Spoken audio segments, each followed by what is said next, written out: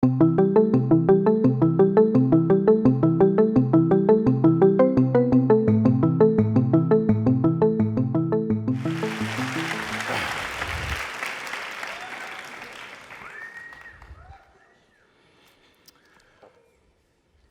played basketball here at UCLA for John Wooden.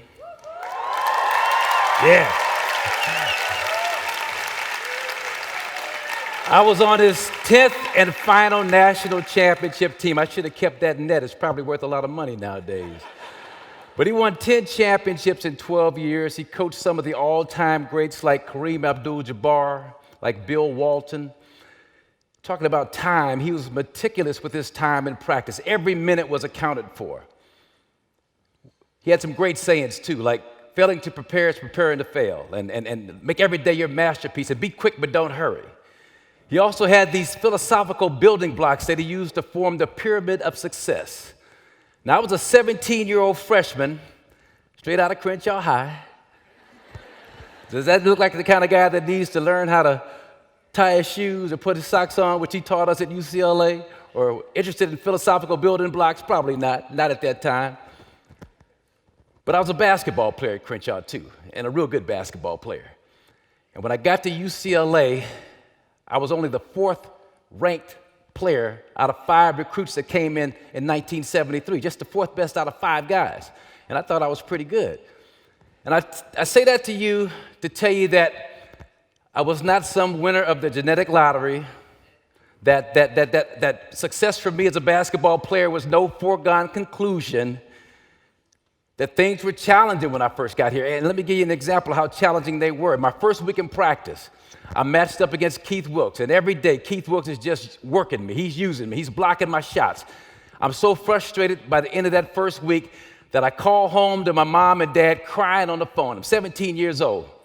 And I'm crying, and I'm crying. My mom was like, "What's the matter?" And I was like, "See, I told y'all I should not come to UCLA. I should have went to UCSB. No offense, UCSB.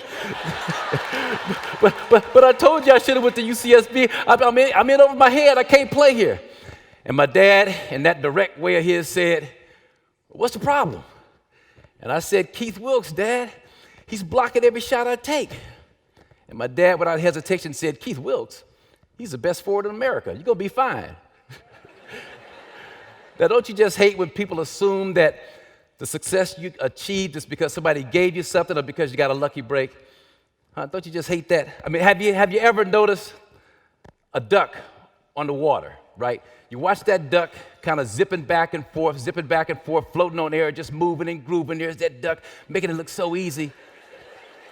Yeah, but when you look beneath the water, what do you see? You see those little duck feet. Those little duck feet just moving back and forth, working hard. And so I'm here today to tell you that I don't care what it is, or what you're doing, or who you are, you're not going to have success unless you're willing to put in the work. And the easier that you make it look, trust me, the harder you got to put in that work. See, my dad, speaking of work, he was the hardest working man that I know. I mean, this guy taught school during the week.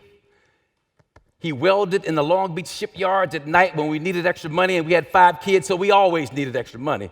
So he was always welding. On the weekends, he cut hair at Pete's Barber Shop on 79th and Western, and then he still found the time to coach my youth basketball teams. That's my dad. Now, see, when I was in my early 20s, I had this complex because I didn't think I'd ever be able to measure up to being the kind of man that my dad was. And then about 20 years later, I'm working UCLA radio doing basketball games. I'm working ESPN TV doing basketball games, traveling all around the country. I'm a part-time assistant for the University of Alabama, Birmingham, flying there 4 or 5 times a month, working with their players. And then it dawned on me, I got 3 jobs like my dad had 3 jobs. And of my 6 kids that played basketball, I coached each and every one of those in youth basketball. So thank you, Daddy, for being a great role model.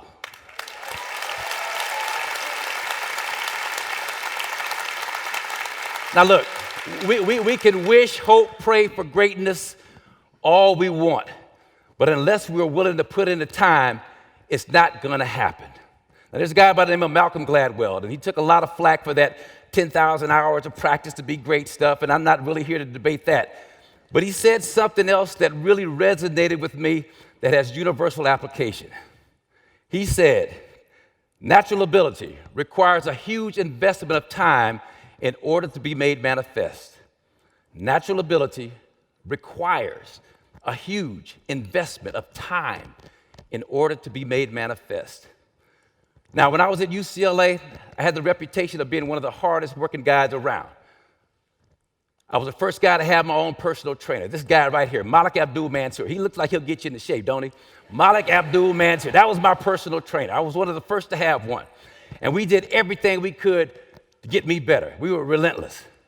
And, you didn't have to cajole me or convince me to get out on the floor or on the court or on the track. I love working out. And let me say this to you. If you want to be good at something, find something that you don't necessarily have to love, but you got to enjoy it. You got to like it. See, I had this roommate when I was at UCLA, right? This guy right here, Big Rich. Big Rich was 6'10", best shooter in college basketball, immensely talented. We were roommates in college, teammates at UCLA at the same time. And I would always badger Big Rich about working out. Come on, man, we got to work out. Go to the gym, get with Malik. Let's go to the track, work with Malik.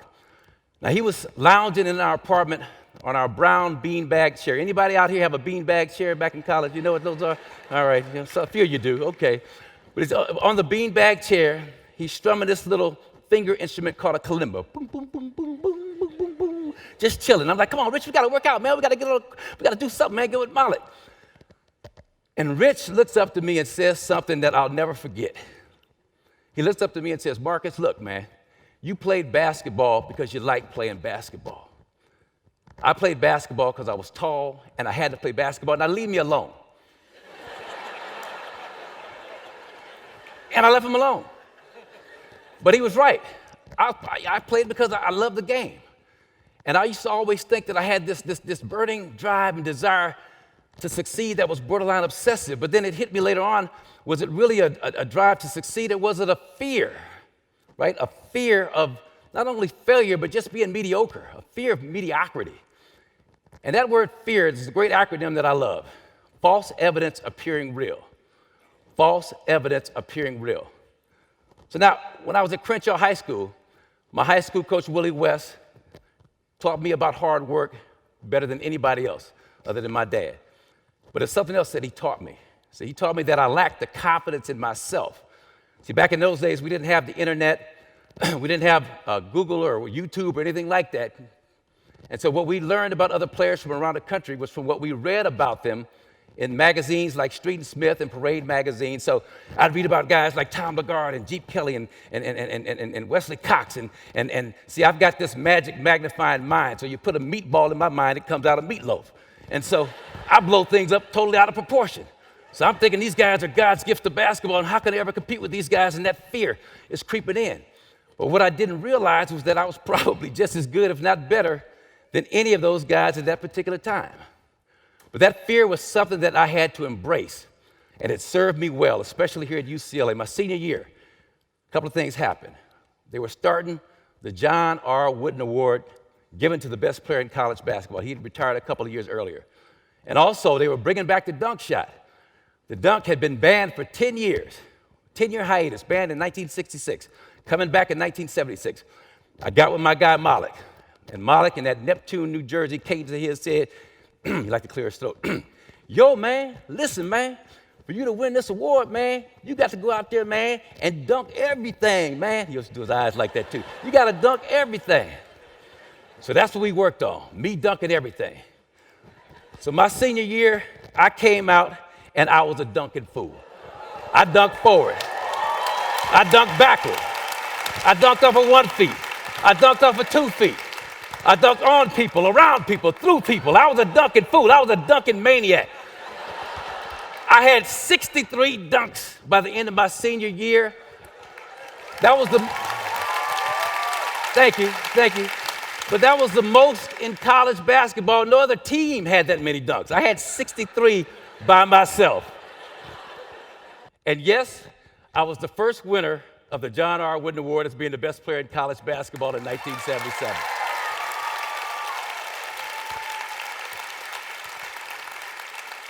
So now it's time to move on to the NBA.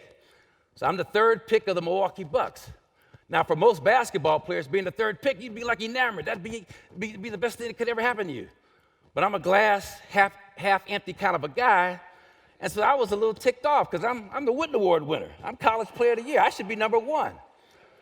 But at the same time, there's that fear again. Am I going to be good enough? Am I going to be just another guy? Am I going to be mediocre? So I got that ego that wants to be number one, but I've got that fear. So I'm like this egomaniac with an inferiority complex. And that's a tough place to be. And so I get with my guy, Malik, we work out. So by my second year in the NBA, I'm first team All-Pro, which means I'm one of the 5 best players in the world. I spent another 5 years with the Milwaukee Bucks. I deal with some personal demons, but have some productive years also. And now it's time to get traded to Los Angeles, right? So now it's time to get traded to Los Angeles. And I'm coming home, and my family and friends get a chance to see me play. And any athlete can tell you that's one of the greatest joys that you could experience, coming back home. Except I wasn't coming back home to the Lakers, the glamour franchise in this city, with Kareem and Magic and Showtime, voila, and all that, see. Voila, that's Magic. See, I was coming home to the most dysfunctional franchise maybe in sports history, the Los Angeles Clippers. So I was going to be this is the mid-'80s. So I was going to be seated on that iron throne, right? But it's going to be the king of the Clipper world. A crown for a king. You see, that's what was going to happen to me. See, so what happens? I break my hand the first day of practice. I have a terrible year my first year as a Clipper. Terrible year. I just sucked. Got with Malik during the offseason. My second year, I made the All-Star team. Third year, okay, I'm going to have another great year. Worked hard. That year, I struggled coming out the gate. Then my 10th game, November 20th, 1986. Never forget that day. I was hitting shots, couldn't miss. I was on my way to 40 or 50 points. Got a rebound, went to push the ball up the floor, and there was my teammate, Benoit Benjamin, standing right in front of me. I run smack dab into Benoit's stomach, like a big oak tree, like a big dumb oak tree, just standing there, number 00. That's the last thing I remember seeing, 00s. I rupture a disc in my neck. I get paralyzed for 3 to 4 minutes, seemed like longer, but 3 to 4 minutes in my upper body. They carry me off the court in a stretcher with a neck brace around my neck in an ambulance. So that rest of that season, I didn't play, didn't know if I'd ever play again. Got a lot of medical opinions that said maybe, maybe not. And then something else happened 6 months later, May of 1987, around this time of the month. My son, Marques Johnson Jr., drowned in a swimming pool accident. Yeah, so now career's pretty much over. Tragic drowning of my son. So I do what you would expect in a lot of situations like that, man. I just lose it. Drugs, alcohol, guilt, resentment, anger, all those things walking around. I just wasn't a good person to know at that time of my life. And so what happened? Well, what happened, those life lessons that I learned from my dad, from my high school coach, from Coach Wooden, from Malik, from other great mentors in my life, from my mother, they started to sink in. And I had to redirect some of that energy, some of that investment of time, and not to the physical, but to the psychological, to the inner healing, to the spiritual, to the emotional. And so I got into recovery for the alcohol and drugs. I got some grief therapy for the death of my son. I got therapy for other issues I was going through, and I came out on the other side. Now, Coach Wooden has another saying that I love. He says, success is peace of mind, which is the direct result of self-satisfaction and knowing you made the effort to become the best you're capable of becoming. I love that by Coach Wooden. But I also love something else that I heard. See this young man right here? You might recognize him. I work for the Milwaukee Bucks right now. That's Giannis Antetokounmpo. That's the Greek freak, all right? And 4 years ago, when I first started working for the Bucks on New Year's Day, he came up to me and he calls me old school. Old school, I saw a video of you, and I want to get buckets like you get buckets. That's my New Year's resolution. So I reminded him of that 4 years later, New Year's Day this year. So, Giannis, you remember what you told me 4 years ago, New Year's resolution? We laughed about it. I said, what's your New Year's resolution this year? And he looked at me and he said, to be the best version of myself. One of the top 5 players in the world, 24 years old, to be the best version of myself. I mean, look, life is a long, tough road, path with twists and turns and ups and downs and joy and tears and all that. But I tell you what, man, if we just make the effort to become the best versions of ourselves, then we're on the right track. Thank you.